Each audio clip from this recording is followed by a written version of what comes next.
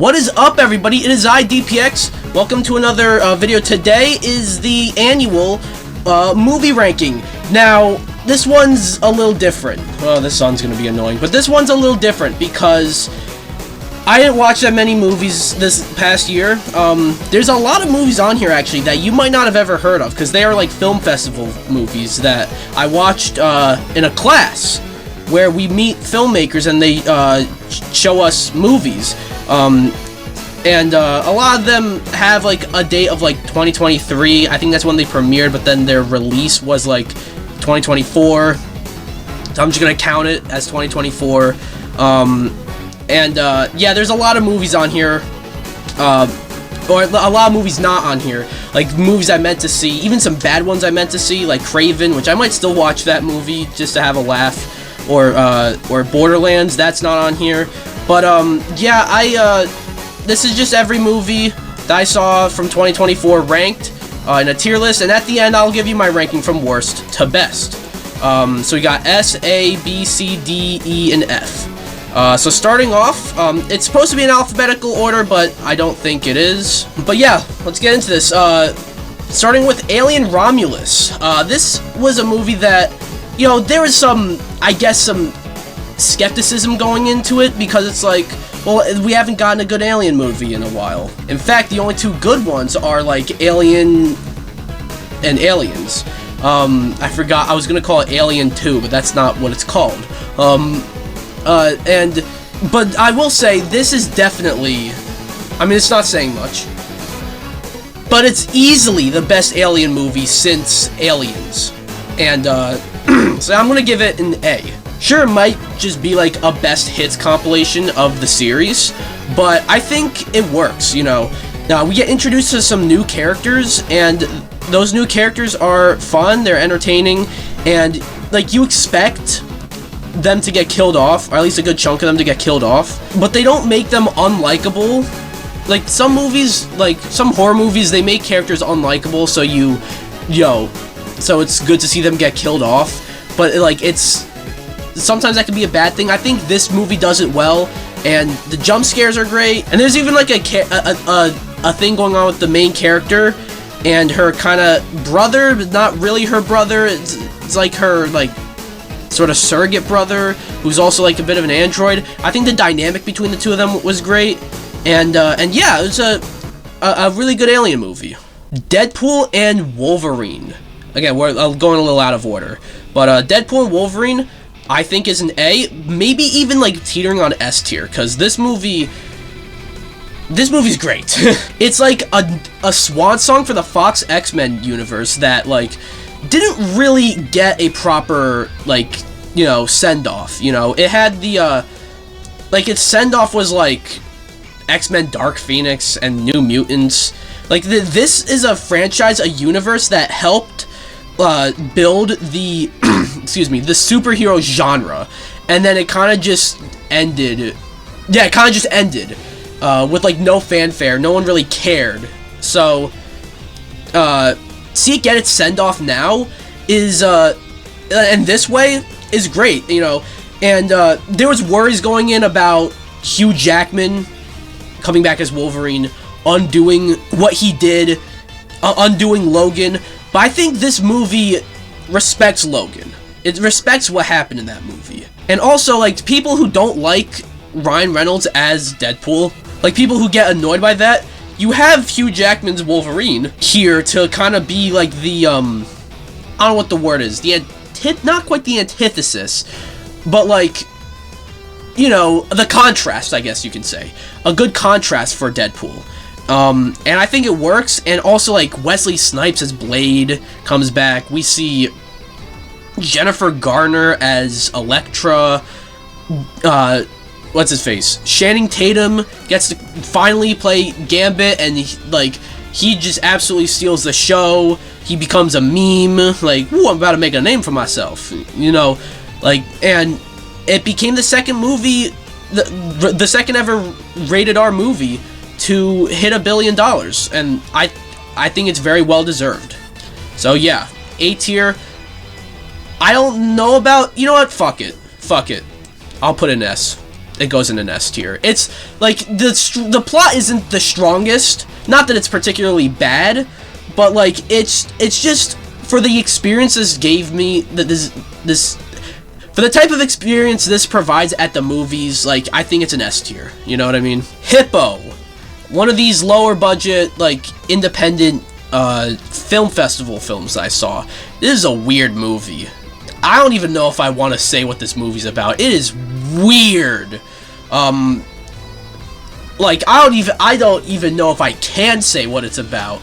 I'll say if we follow this one dude who goes by Hippo, and like that's his name, so that adds to the weirdness. It's in black and white, and like he's basically, you know how like all the news people like they like to say like, oh, video games they make you violent and stuff, you know. Hippo as a character is like basically if that were true, you know what I mean. It's a weird movie though. It kind of tackles some taboo subjects and takes like wild turns throughout the movie. I don't know where to rank this one, to be honest. It's a good movie. I'm gonna give it a B, but man, this is weird. Dune Part 2, easy S tier, and probably my movie of the year. Look, I really liked the first Dune movie, but even that kind of like, lost me at times. Dune Part 2, like, is an absolute masterpiece. This is cinema. This movie is like, it's one of the best movie sequels. The visuals are absolutely unbelievably like gorgeous. Sorry if you can hear some noise in the back, by the way. It's very windy outside, but the visuals are absolutely stunning, and seeing this on a big screen is like, wow, you know what I mean? Also, like, half the movie's a love story. When do we get a big budget love story in the theaters? Like, I feel like we don't get that. And Dune Part 2 is that, and then the action, there's like fight sequences, there's stuff with the sand and stuff like that, like sandworms and riding the sandworms, and even like seeing Paul Atreides' rise, you know. It's not the type of hero's journey you expect, but in a good way. Like, it changes things up. It changes up the hero's journey, you know, and almost like you see how he's getting to where he is, and it's like, ooh, I don't like how this is looking, you know. I don't like where this might be going, and I do kind of know what happens in the next book,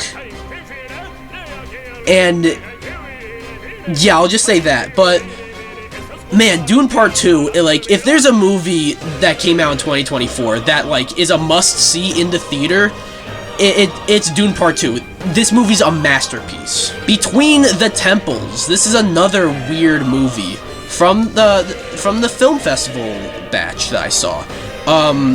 This is, okay, how do I describe? So we got, we follow this guy who's like a cantor at a synagogue, and he's like really sick and also grieving over his dead wife. And then he ends up catching up with an old teacher from his past who wants to take bat mitzvah lessons, and so he teaches her bat mitzvah lessons for that. And there's a twist that happens at the end of the movie that is very, like, it's both shocking but also expected, because of, like, you see how they connect with each other throughout the movie. But you know, this is another weird movie. I saw some weird, like, these lower budget film festival movies are some weird ass movies. I guess they kind of have more leeway to be a bit weirder because they're not working with a big budget. They're not these big blockbuster films. Maybe we need more of those, but, like, you know, I don't have much to say about this movie, really. It's a fine movie, if a little odd, but yeah. And I mean, I'm not quite sure what the message of this movie was, but yeah, I'm gonna give it a C. It's a fine movie. Ezra, another one of these film festival films that I saw, and this is an interesting movie. It has like an interesting cast, a couple of names that I mean, I forget their names, but they look familiar, you know. And Robert De Niro's in it too. About this dude named Max, who's like this struggling. He's financially struggling, and like, you know, he's divorced and all that. But he's got a comedy career, and you know, and it's working out for him, despite the fact that he's kind of a bit poor and living with his dad now, and after the divorce. But you know, he's got a son who has autism, and because his autism, this is the way the movie portrays it. The autism gets this kid in a lot of trouble in school, and then so now the mom wants the kid to go to a school for special needs kids, but the dad is like, no, I don't want him to be in that world, I want him to be in our world, you know. So he fucking, like, even though he temporarily loses his custody over the kid's name is Ezra, that's why the movie's called Ezra. He then basically kidnaps the kid, but it's not like, you know, against his will. Like, it's a father-son road trip, but it's also kidnapping because he doesn't have custody. I actually really enjoyed this movie, and I even think an A tier. Sonic 3.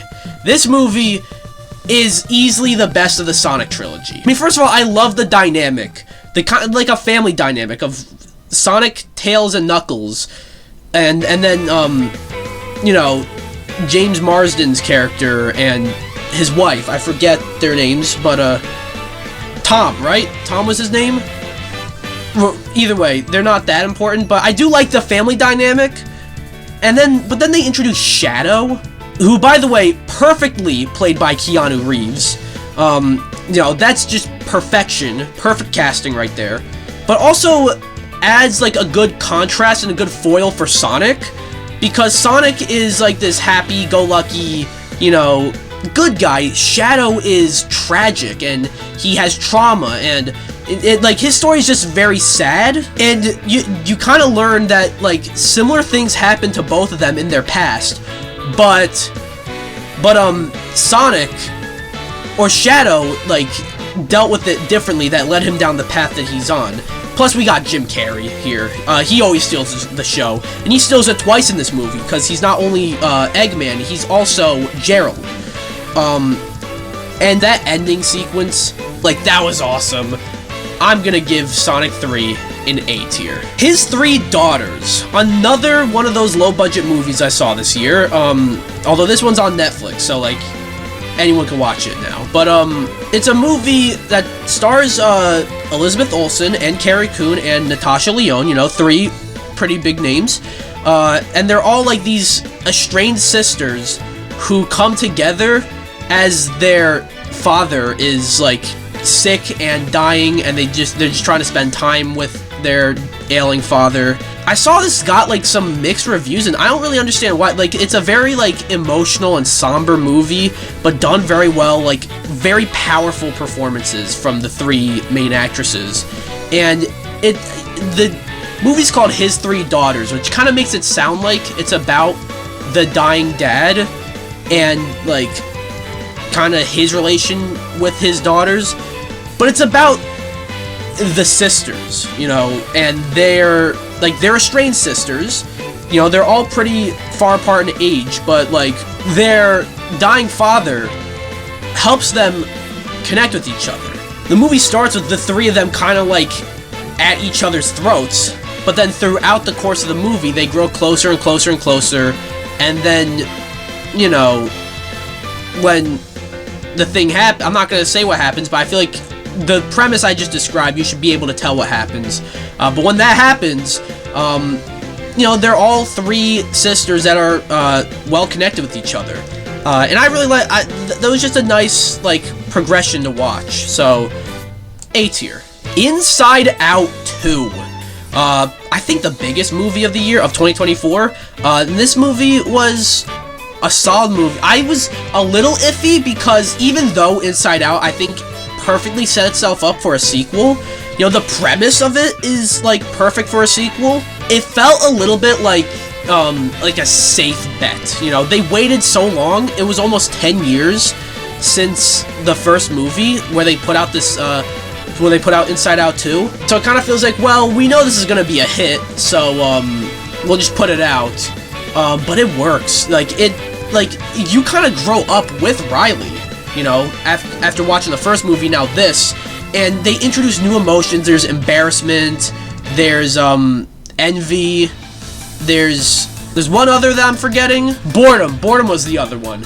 But the real big one was anxiety. And I like what they did by having anxiety kind of act as the villain, but not a traditional villain. Like, she's not like, ha ha ha ha, I will rule the world or anything like that.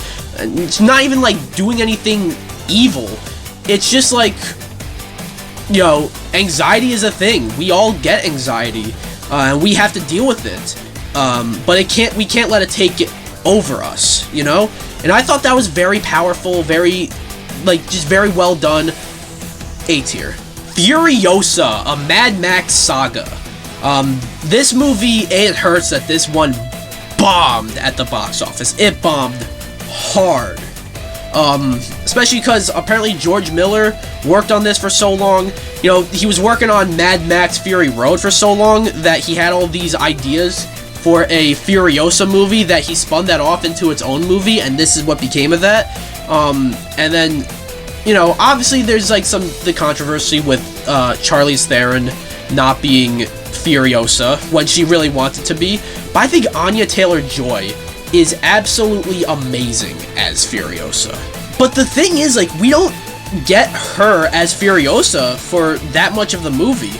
Like, half the movie, we follow young Furiosa. We follow this, like, young actress, and she's great. Also, like, the set design, like, the look of the wasteland is, like, it looks so cool. But even though Anya Taylor-Joy absolutely kills it as Furiosa, she's not the one who steals the show. It's Chris Hemsworth as Dementus. He delivers a very different kind of performance that, like, I don't think we're used to seeing him do, you know what I mean?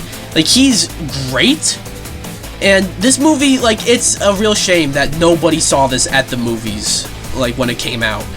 But I think this is another A tier. That's a lot of A tiers in a row, but no, this movie was great. A Photographic Memory. This one, okay, I feel bad for saying this, but I think I dozed off during, maybe not dozed off, but this one kind of lost me a little bit. It's about someone, like, whose mother was a very well-known photographer, but grew up without her because she died when she was a little baby, you know? The main, it's a documentary. I should have said that. The main character, even though it's a real story, but I'll say the main character's mom died when the main character was a little baby. That's what I meant. So yeah, she didn't really know her mother that well. So throughout the movie, she's just trying to find out more about her mother, and what she eventually finds out is quite crazy. You know, that's what I'll say. It's a fine movie. I don't have much to say about it. I'll give it a B. All right, we had some good to decent movies already, but fucking woof, Madam Web. You know, I meant to watch some other bad movies, like I said, Craven, which I might still watch, but Craven was one of them, and Borderlands was another. You know, because I wanted some of that variety of terrible movies, but I didn't get to do that, and time is ticking, so Madam Web is an F tier. What were they thinking here? Like, why, like, what demand is there for a Madam Web movie, first of all? Second of all, you know, it sounded like there are early rumblings of this almost being like the Terminator, but for, like, Spider-Man, you know what I mean? But then seeing the movie, it is more like a like Final Destination, which I guess that is interesting, but like none of the cast members look like they want to be there. All the dialogue is just so bad, and my god, the villain, Ezekiel. Like, look, I don't mean to be like this, but the guy who plays Ezekiel is fucking terrible in this movie. Like, maybe he's a good actor in other movies, but, like, he's god-awful in this movie. You know, but it's not just him. Like, the dialogue, the performances are so wooden. The dialogue is just, like, how, like, like, I want to believe, like, everyone, whenever they would say a terrible line of dialogue, they'd be like, hey, can I, like, try that, like, one more fucking time? And then they're like, nah, well, the movie's already out. And then there's, like, these 3, like, younger characters. You know, there's, Sydney Sweeney, you know, and then there's 2 others that I don't really know their names, but they're all, like, it's also weird, because this is a prequel story to 3 Spider-Man spin-off characters, you know what I mean? And, but the 3, like, none of the 3 have any chemistry with each other, and none of those 3 have any chemistry with Dakota Johnson's character. And it's just, and then the way the fucking final battle ends is just like you defeat the main, I'm just gonna say it, you defeat the main villain by a Pepsi sign falling on him. Like, are you kidding? The best thing to come out of this movie is if you watch all the press for this movie, like, all the press, like, content for this movie, you see interviews with, like, Dakota Johnson, and it's so clear that she just would like to rather be talking about literally anything else. Like, it's so funny, and I think, though, like, you'll get a good laugh out of watching those, because, like, it's just so clear nobody involved with this movie gave a shit about it, you know? Even Sydney Sweeney, apparently, only did this movie so she can get, like, a passion project off the ground. It's a terrible movie. It's funny, but, like, it's no, this movie sucks. Garfield also kind of fucking sucks. I'm gonna give that a D. I don't know what I was expecting from a Garfield movie, but, like, I will say I do really like the beginning of the movie, where, like, John is, like, you know, sad and alone, but then he finds a friend, and it's Garfield, you know? But then later on, it becomes, like, a fucking, like, spy espionage movie, and it's like, what? Why? See, I guess for, like, the movie they made, it's not the worst thing in the world, but why did they make this movie? Like, why didn't you just make a typical Garfield story? Like, and the arc Garfield goes on is, like, he doesn't hate Mondays or whatever, and it's like, that's his whole thing, that he hates Mondays. You know, I don't know, this was a weird movie, and, like, not very good. Songs from the Hole. It's this, I think it's the final, you know, film festival movie I saw. But, yeah, no, this is one, like, the last one I saw that's in this video. This one, it's a story about, it's another documentary about, like, this guy who, you know, this rapper, this artist who is in jail, you know, for murder. And it talks about his journey in prison and him trying to get out, and, all the while there's, like, music from him in the movie, and I thought it was very well put together. Again, I don't have a whole lot to say about it, but it's a decent movie. I'll give it a B. Joker, Folie, Deux. I'm not going to give it an F tier, because, look, the dialogue in the movie is not as bad as Madame Web. The characters have chemistry. You know, it is a well put together movie, but it's an E tier, because, like, on the technical and performance side, it's a well put together movie, but in terms of a fucking story, it is terrible. And so there's, like, a rumor that, like a theory that Todd Phillips purposely made this movie to step on everyone's toes who liked the first movie. And after watching the movie, I gotta say, that's probably the case. And if it's not the case, then, my god, it's a miscalculation. First of all, the idea of following up, you know, Joker, which was, like, my movie of the year when that came out, following that up with, like, a musical and courtroom drama. Huh? I wasn't totally against the musical, like, idea, you know? Like, I didn't hate that as much as, like, other people did. But seeing it play out, the songs don't progress the story. The songs interrupt the story. Sorry about that, something happened. I kind of forgot what I was saying, but, oh yeah, I was talking about the musical elements. So, a good musical advances the story, or, like, conveys what a character is thinking. This movie tries to do the latter, but it comes out of nowhere. So that's one thing. Another thing is, like, the idea of this movie and the plot here is, like, Arthur Fleck is conflicted now, where he's like, I don't know, maybe the Joker is not who I really am. The whole point, after watching the first movie, like, the whole point was, like, or at least the way I conveyed it, it was conveyed to me, was, you know, Arthur Fleck is dead, it's the Joker now. You know what I mean? So this movie completely takes a big poopy dump all over that from the first movie. And then the ending. I'm sure you have heard what happens, but when I watch the ending, it's like, bro, fuck you. Fuck you. Again, it's not an F tier because it's a competently made movie. You know, like I said, the dialogue is, like, there's nothing wrong with the dialogue, really. Even if, like, the dialogue, if there's problems with it, it's more like what they're saying, not how they're saying it. And the performances are really good. You know, Joaquin Phoenix, he's still great. Lady Gaga, who, by the way, you know, notice how, like, her as Harley Quinn is supposed to be, like, a big part of this movie, but, like, I haven't mentioned her until now.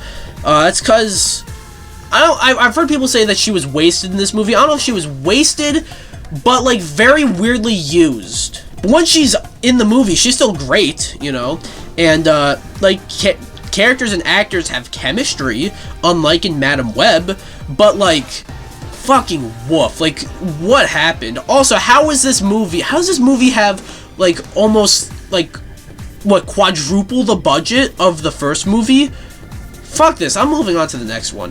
Kingdom of the Planet of the Apes. This is another great movie. I'm not too familiar with the Planet of the Apes movies. I haven't really seen that many of them. I'm gonna give it a B because, like, you know, CGI characters, like the apes, they look really cool. The set pieces are cool, you know, and it continues the story after Caesar's story concluded, and I think it does so very well. I don't have much to say about it, though, so yeah. And lastly, but certainly not least, The Wild Robot, which I am going to give an S tier to.